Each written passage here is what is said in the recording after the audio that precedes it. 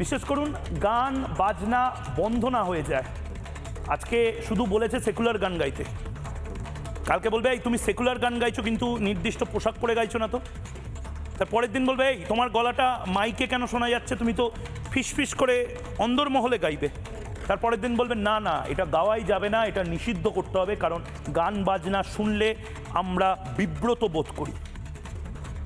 হবে হবে হবে হবে।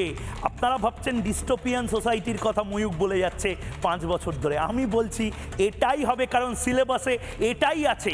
পূর্ব পাকিস্তানে ছিল, পূর্ববঙ্গে ছিল, কাশ্মীরি পণ্ডিতদের সাথে এটা হয়েছে, সিরিয়াতে এটা হয়েছে, ইরানে এটা হয়েছে, এক রাতের নোটিশে যখন পার্সিরা চলে এসেছিল এই দেশে, গুজরাটে এটাই হয়েছে, এবং এই সিলেবাসটাই এরা ফলো করে। যারা চায় না আদপে ধর্মনিরপেক্ষতা থাকুক। এই ভারতে সংস্কৃতি, তার গান, তার মা, মাতৃবন্দনা, এই সমস্ত কিছুকে যারা নালিফাই করে এসছে তাদেরকে এনকারেজ করে এসেছে আজকের এই বুদ্ধিজীবী সমাজ। আমি স্তম্ভিত হয়ে যাচ্ছি। কোনো প্যাটিস বিপ্লবীরা কোনো প্যাটিস নিয়ে রাস্তায় নামছে না।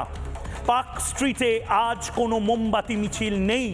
নন্দন রবীন্দ্র সদন চত্বরে আমি আমার প্রতিনিধি সন্তু পানকে এই মুহূর্তে পাঠাচ্ছি। সন্তু পান গিয়ে দেখবে আজ কোনো অ্যাসাইনমেন্ট মিস করেছে কিনা আমরা। লগ্নজিতা চক্রবর্তী কি বলেছেন শুনবো, এবং তারপর সন্তু পান আমাদের প্রতিনিধি কি ছবি তুলে ধরেছেন সেইটা দেখাবো, এবং আমাদের যারা অতিথিরা রয়েছেন তাদের কাছে যাব। প্রথমে লগ্নজিতা চক্রবর্তীর বক্তব্য। আমার অনুষ্ঠান 7টায় শুরু হয় এবং 7:45 অবধি আমার অনুষ্ঠান নির্বিঘ্নে হয়। 7টা গান আমার গাওয়া হয়ে গেছিলো, and I was going on to my 8th number, 8th song. তো আমি যখন 7th এবং 8th গানের মধ্যে কথা বলছি এই গানটা শেষ করে, তখন হঠাৎ দেখলাম একজন মানুষ দৌড়ে স্টেজে উঠে এলেন, হেঁটে না দৌড়ে স্টেজে উঠে এলেন, এবং কিছু বোঝার আগেই আমি দেখলাম যে উনি প্রায় আমার এখান অবধি চলে এসছেন। ভিডিওটা দেখলেই সবাই বুঝতে পারবেন যে উনি আমাকে মারতেই উঠেছিলেন, এবং যখন উনি আমাকে মারতে পারেন না এবং যখন ওনাকে টেনে নিয়ে যাওয়া হচ্ছে, তখন উনি চিৎকার করে বলেন অনেক জাগমা হয়েছে, এবার একটু সেকুলার গা। এবং আমি স্টেজ থেকে নেমে যাই এবং তারপরে আমি ভগবানপুর পুলিশ স্টেশনে যাই এবং গিয়ে আমি একটা জেনারেল ডায়েরি। আমি শুনেছি যে মেহবুব মল্লিক অ্যারেস্ট হয়েছেন।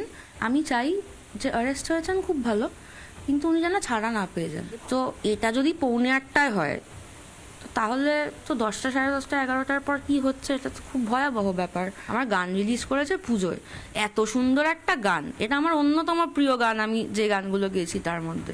এবার আশঙ্কা আতঙ্কে থেকে আমি এই গানটা গাইবো না স্টেজে, এটা তো হবে না, এটা আমি তো গাইবই। এবং 26 তারিখ আমার শো আছে আরামবাগে, আমি 7 নম্বরেই আবার এই গানটা গাইবো, এবং আমার কোনো আতঙ্ক নেই। নানা ধরনের কন্টেন্ট দেখার জন্য লাইক করুন, শেয়ার করুন আমাদের ফেসবুক পেজ, সাবস্ক্রাইব করুন আমাদের ইউটিউব চ্যানেল। পাশাপাশি অন্যান্য ব্রেকিং নিউজের জন্য অবশ্যই চোখ রাখুন রিপাবলিক বাংলায়।